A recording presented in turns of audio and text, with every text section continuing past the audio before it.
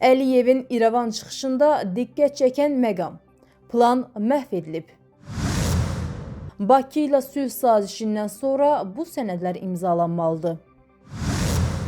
Ermənistandan Rusiyaya qarşı sensasiyon addım. Bakı və İrəvan ilk dəfədir bu dildən birgə istifadə edir.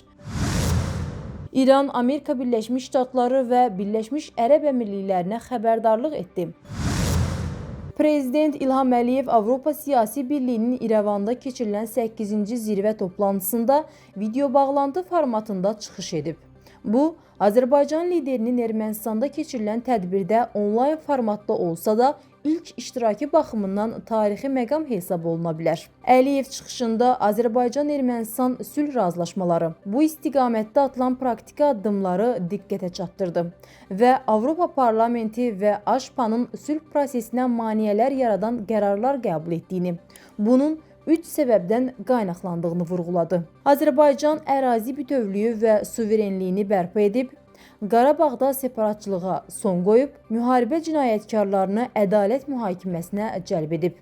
Əliyev bunu Avropa təsisatlarının sülhə qarşı mövqeyi kontekstində dilə gətirsə də, əsas məqam ermənilər üçün tabu olan bu məsələlərin İrəvanda keçirilən tədbirdə məhz Azərbaycan lideri tərəfindən səslənməsi idi. Bu, erməni planlarının məhv edildiyi reallığının bu dəfə İrəvanda elan edilməsi baxımından da tarixi məqamdır.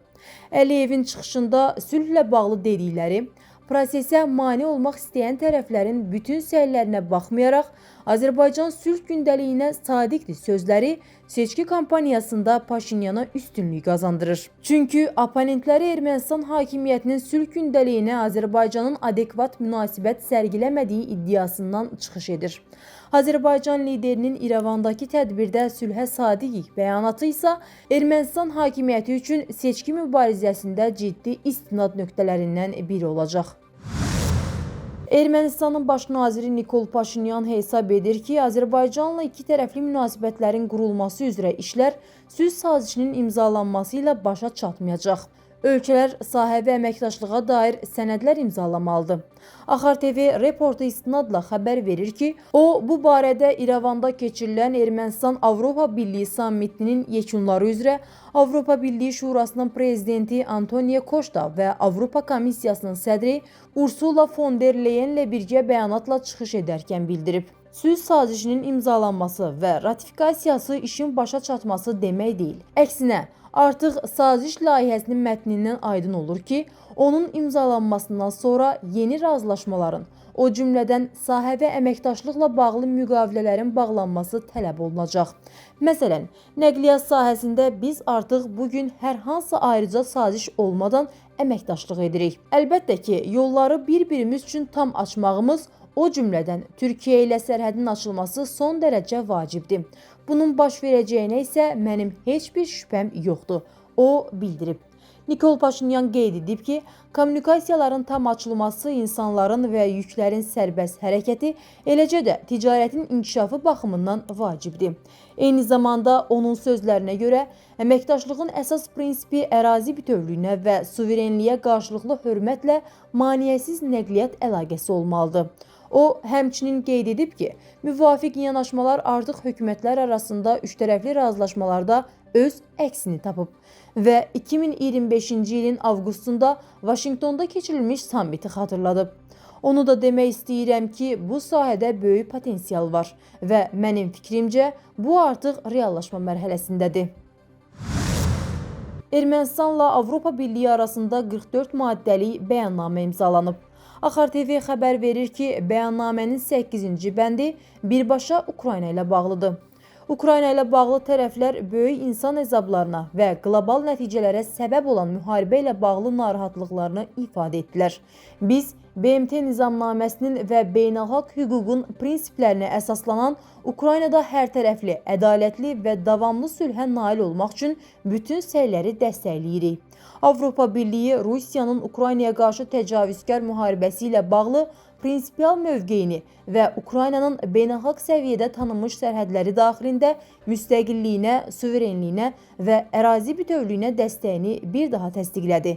Bəyannamədə bildirilib. Qeyd edək ki, bu Avropa Siyasi Birliyinin 8-ci sammitinin İrəvanda keçirilməsinin ardınca Ermənistanın Rusiyaya qarşı sensasiyon addımı kimi qiymətləndirilir.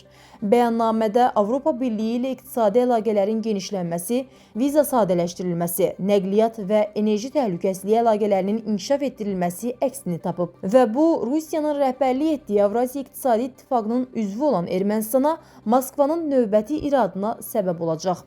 Ancaq Ukrayna ilə bağlı bu bəndin Ermənistan-Avropa Birliyi bəyannaməsində yer alması Rusiyaya qarşı cəbhədə yer almaq deməkdir. Azərbaycan və Ermənistan artıq sülh şəraitindədir. Axar TV xəbər verir ki, bunu Ermənistan baş naziri Nikol Paşinyan deyib. Onun sözlərinə görə ilk dəfədir ki, Ermənistan və Azərbaycan eyni siyasi dildən istifadə edir. Həm Ermənistanda, həm də Azərbaycanda hələ də keçmiş münaqişədən qalan ritorikalar mövcuddur. Lakin bu qaçılmaz keçid prosesinin bir hissəsidir. Əminəm ki, sülhün institusional formaya salınması istiqamətində tərəflər sülh sazişi imzalayacaqlar. Lakin bu prosesin tam başa çatması demək olmayacaq. Həmin sazişdən sonra müxtəlif sahələr üzrə əlavə razılaşmaların imzalanmasına ehtiyac olacaq.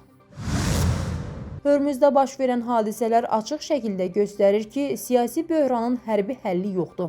Axar TV xəbər verir ki, bunu İranın Xarici İşlər Naziri Abbas Əraqçi özünün X səhifəsində yazıb.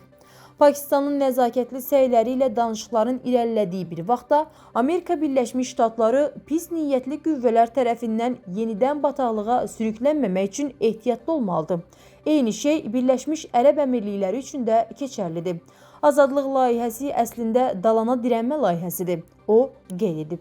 Xatırladaq ki, Amerika Birləşmiş Ştatları 4 maydan etibarən Hörmüzün açılması və orada qalan gəmilərin xilas edilməsi üçün azadlıq layihəsinə başladığını elan edib.